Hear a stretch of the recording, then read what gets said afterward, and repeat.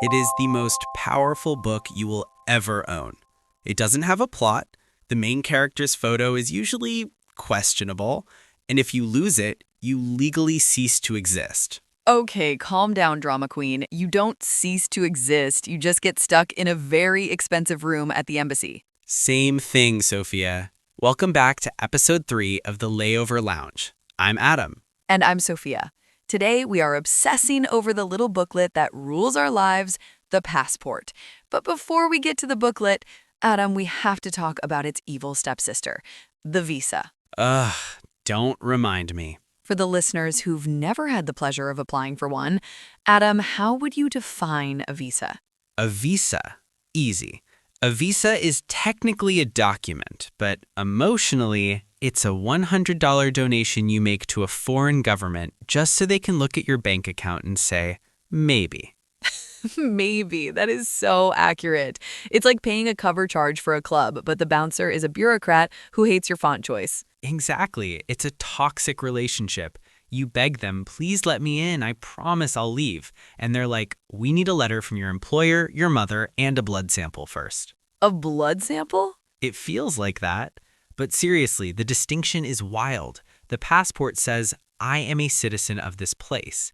The visa says, I have permission to step on your floor. And that permission can be revoked fast. But let's say you have the visa, you have the passport, you pack your bags. Now we go to the theater of nightmares. The airport? The airport. The liminal space where time doesn't exist and calories don't count. Let's walk through it. You walk into the terminal. What is the first thing running through your head? Paranoia. Pure, unadulterated paranoia. I check my pocket for my passport every 45 seconds. Top left pocket. Okay, it's there. Walk 10 steps. Top left pocket. Is it still there? You look like you're doing the Macarena by the check-in desk. But the real fun starts at security. Oh, security is a performance art piece. It's where we all agree to pretend that my 120 milliliter bottle of shampoo is a threat to national safety, but 100 milliliters is perfectly fine. Mock serious. Adam, that extra 20 milliliters is dangerous. Lethal. And the belt removal. Why is it that every time I go to the airport, I accidentally wear the shoes with the most laces? Everyone is staring at me while I'm hopping on one foot, unlacing a combat boot like I'm in a war movie. Well, the business guy behind you is sighing loudly because he has pre-check and you're a peasant. Exactly. I'm just trying to hold up my pants because I had to take my belt off. It's humiliating. But that's not the scary part. No, the scary part is immigration. The booth of judgment. This is what I wanted to get into today. The psychology of the immigration booth. It's fascinating, right? You know you are an innocent person. You have never committed a crime. You're just going to Italy to eat pasta. Right. But the second that officer beckons you forward with that little finger wave... Intense. I suddenly feel like I'm running a cartel. What? What do you mean? I'm serious. I walk up to the glass booth, I hand over the passport, he looks at the photo, he looks at me, he looks back at the photo, and in that 3 seconds of silence, I'm thinking, did I smuggle something? Did I pack a pineapple? Is my face different? Am I an imposter? It's the immigration stare. They're trained to do that. They want to see if you sweat. Well, it works. I'm sweating right now just talking about it. And then they ask the question, what is the purpose of your visit? And you say, I usually squeak, tourism? But it sounds like a question. I make my own life sound like a lie. I am here for fun? you are the worst traveler. You look guilty of simply existing. But notice the power dynamic, Sophia. This is what fascinates me. In that moment, your passport, this little booklet we talked about, is the only thing anchoring you to the earth.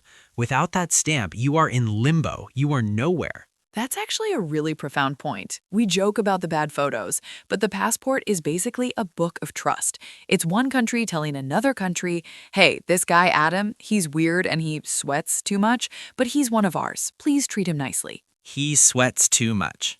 Thank you. I'm glad that's in my diplomatic file. It definitely is.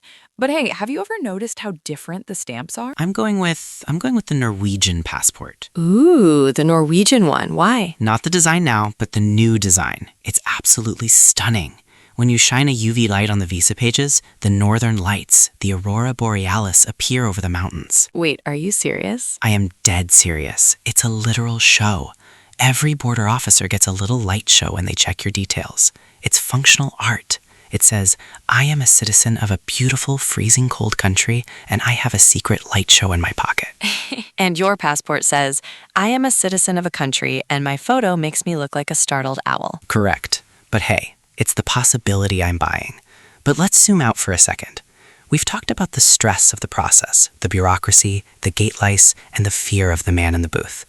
But this whole process, it changes you. How so? It changes your relationship with the concept of home. Before you travel, home is just where you sleep. But once you go through that gauntlet and you enter a new country, you realize that your home country is what gives you your legal identity. When you step back on your soil, there's a strange, visceral relief. Oh, I totally get that. The moment you see that sign, welcome home, and you realize you don't need to justify your existence to anyone in a uniform anymore. You just are. Exactly. You go from being a guest to being a local again. That transition is powerful. It makes you realize how much you take that simple fact for granted. It's like putting on an old, oversized hoodie. It's familiar, it smells right, and you're safe. That's a beautiful way to put it. The whole journey is a physical and psychological test that proves you are a temporary citizen of the world, but permanently a citizen of somewhere specific.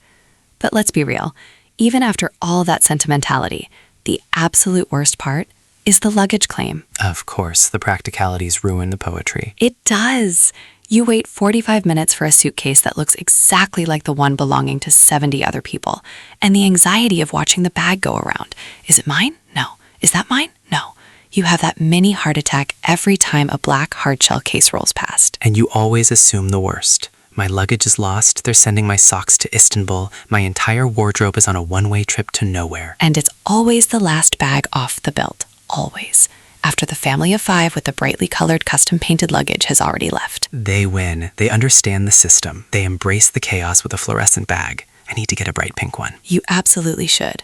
But look, Adam, we've covered the little blue booklet, the mean bouncer called the visa, the Macarena dance at security, the power trip at the booth, and the fight for overhead space. We've survived the airport gauntlet. We have. And the beautiful, absurd thing is that we are going to do it all again next month. Of course we are. Because for all the pain, the bureaucracy, and the borderline humiliation, there is nothing quite like that feeling of standing in a new country, taking that first deep breath, and realizing that $100 donation to the foreign government actually worked. And your startled owl mugshot actually got you through. It did. But that brings us to the next stage of travel. You've left the airport, you're in the city. You need to get somewhere. And that means navigating the local transportation system, which is a whole other layer of anxiety for you, my friend. No, the local buses, the signs I can't read, the wrong side driving, that is where the real travel nightmares begin. Especially when you realize you bought a day pass that only works on the blue train, but you are currently standing on the platform for the red metro. And you have absolutely no local currency. Stop. My palms are sweating. That moment when the taxi driver looks at your credit card like it's a piece of alien technology and you realize the nearest ATM is a 3-mile hike away, that is a special kind of terror. It is the ultimate level of the game. But we are going to save that panic attack for next week. In episode 4, we are diving deep into getting lost, the art of public transport and accidental detours. I'm already stressed. Remind me to bring a map, a paper one. I'll bring the compass. You just bring that bright pink suitcase so I don't lose you in the crowd. Deal. Well, folks, the lounge is closing for the night. We hope your layover was pleasant, your coffee was hot, and your gate didn't change at the last second. Keep your seatbelts fastened, keep your passport handy, and remember, it's not about the destination. It's about surviving the queue to get there. Speak for yourself. I'm Adam. And I'm Sophia. Safe travels, everyone. Thank you for stopping by the Layover Lounge. If you enjoyed the flight, please don't forget to subscribe, hit the like button, and drop a comment below telling us your worst airport horror story. We read them all. See you at the next gate.